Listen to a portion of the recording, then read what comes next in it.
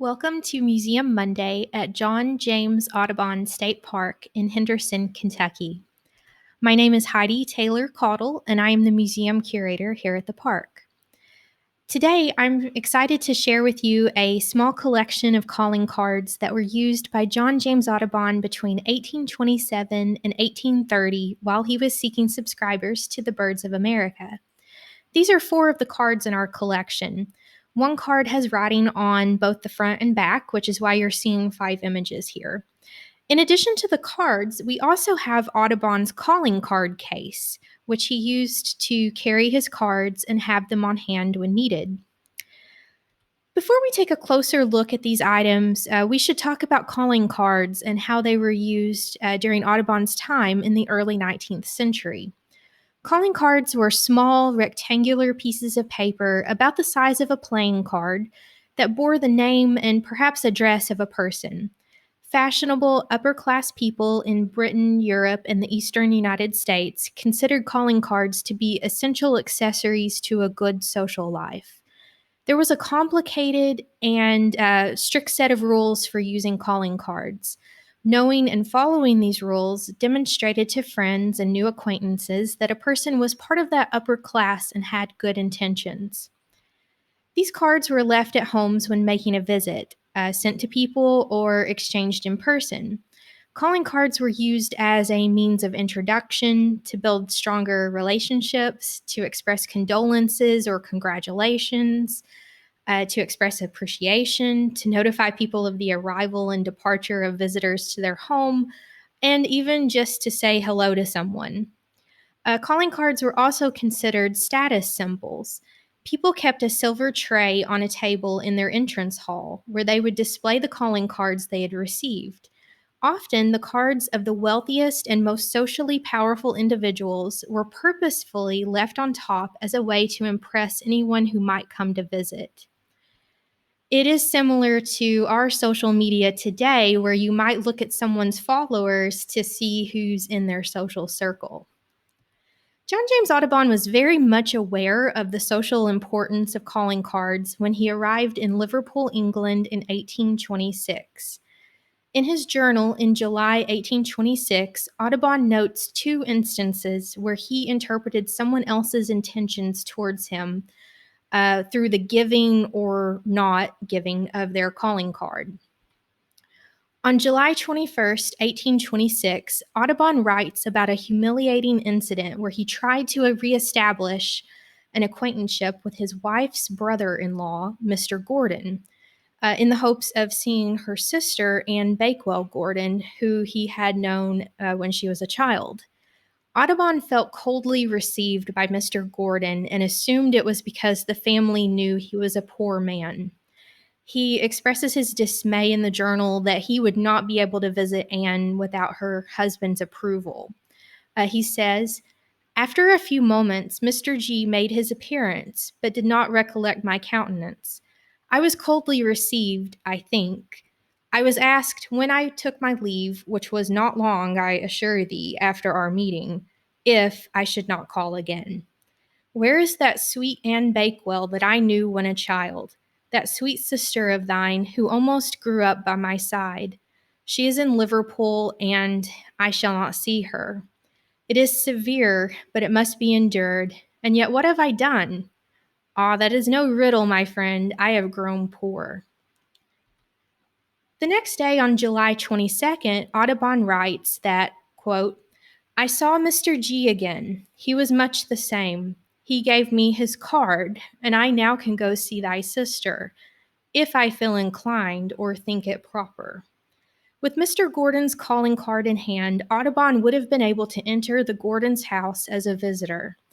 As he notes in his journal, the question is left to him as to whether it would be socially acceptable for Audubon, a poor man, to pay a visit to a wealthier and more influential household. 2 days later, on July 24th, Audubon writes about a happier incident. He went to visit Richard Rathbone, a wealthy man who would become his good friend and benefactor. Audubon was elated when Rathbone invited him to pay a call at the family's home that day. He says in the journal, "My name was taken to a special room of Mr. Rathbone. and in a moment I was met by one who acted towards me as a brother ought to do. How truly kind and really polite. He did not give his card to poor Audubon. He gave the most polite invitation to call at his house at 2 that I ever received since I left America. In this instance, Audubon seems to be making a comparison between the behavior of his brother-in-law and new acquaintance. Mr. Gordon appeared to grudgingly hand over his calling card with the implication that a visit by Audubon would not be socially proper, while Mr. Rathbone eschewed the calling card completely and directly invited him to make a visit. In the years that followed, Audubon worked tirelessly to sell himself as a respectable gentleman naturalist in order to convince the wealthy elite to subscribe to the Birds of America project. These calling cards in our collection speak to that effort. This card was used by Audubon around 1827 to 1830. It bears his name, Mr. Audubon, and the words, Fellow of the Royal and Linnean Societies of London, in ornate script. These institutions were prestigious societies dedicated to the study and publication of information related to natural science. A fellowship in the society required nomination by at least one member. By including the names of these societies that he belonged to on his calling card, Audubon was signaling that he was a respectable man and had the credentials to complete his project. This is another card similar to the one before, except with the name Mr. J.J. Audubon. This next card has a handwritten note on the front and back from Audubon inviting the American portrait painter Thomas Sully to have dinner with his family. This was another common use of the blank space on calling cards. Written notes were put on there inviting a friend to dinner or another social event. And there's the back of the card.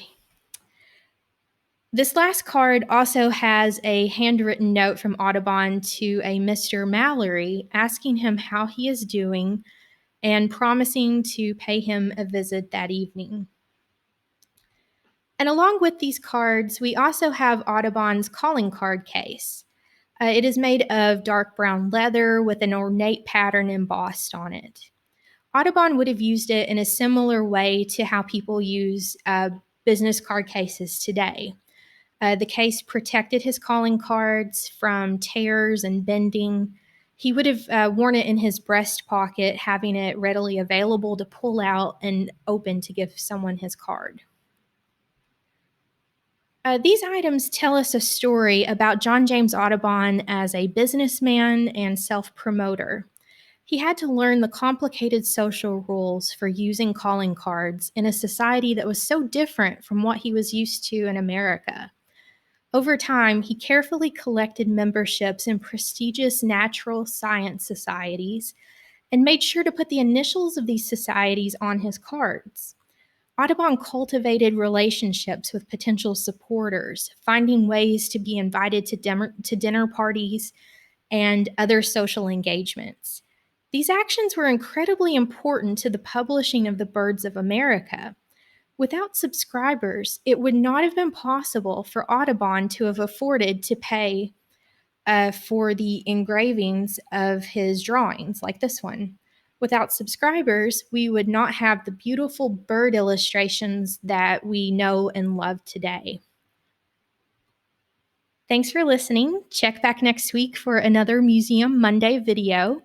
In the meantime, please like, comment, ask questions, and share this video with friends. Stay safe and be well.